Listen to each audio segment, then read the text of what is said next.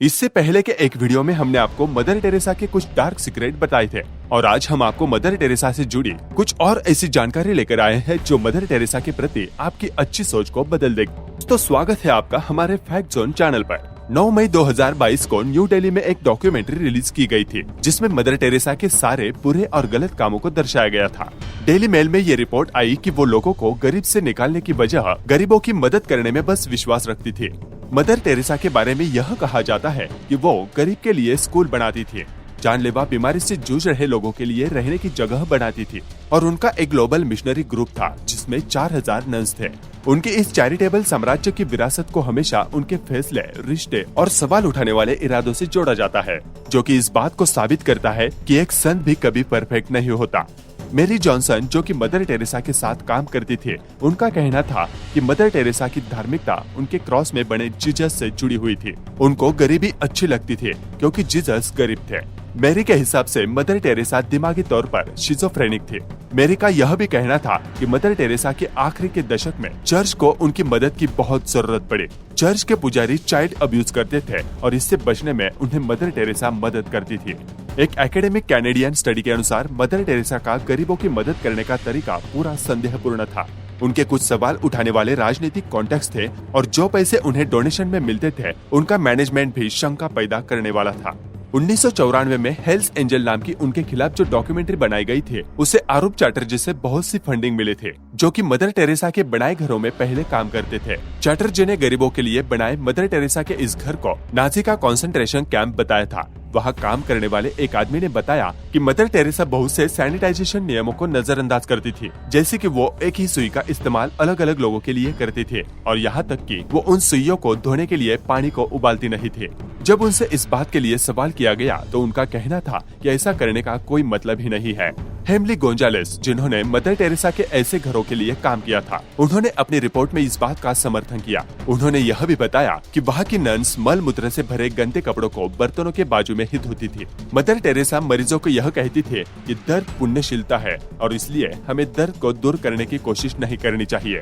Donald मैसिंटायर जब एक undercover बन के टेरेसा के इन घरों में गए तो उन्होंने देखा कि बहुत से लोगों को जानवरों की तरह बांध के रखा गया था। एक लड़का था जो गुस्से में इधर उधर हो रहा था क्योंकि उसकी टांग को एक बिस्तर से बांध रखा गया था। उन्होंने यह भी देखा कि कुछ लोग एक बच्चे पे हंस रहे थे जिसने वहाँ से काम करने वाले इंसान के ऊपर पेशाब कर दिया क्योंकि उसे भी बिस्तर से बांध के रखा गया था।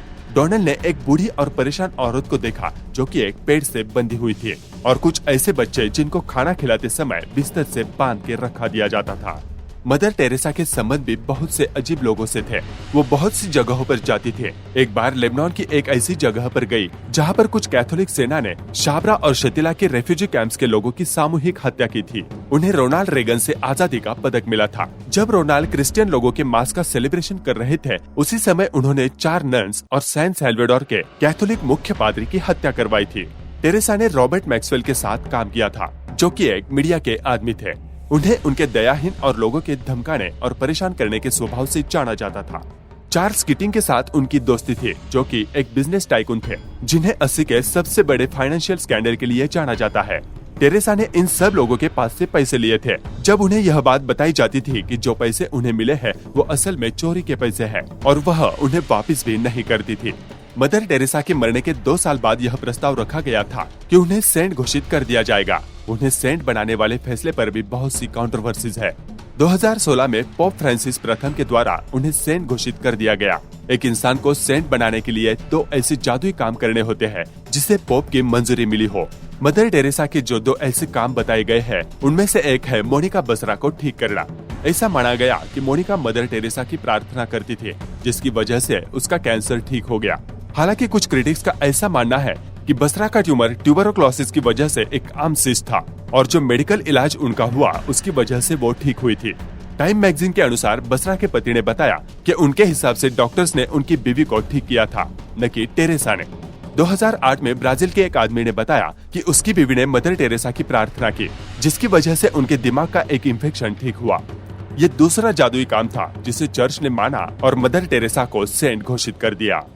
दोस्तों, आपका मदर टेरेसा के बारे में क्या कहना है हमें कमेंट बॉक्स में जरूर लिखें। आपके हिसाब से वो सच में एक सेंट थी या जो उन्होंने काम किए वो गलत थे, ये भी बताएं।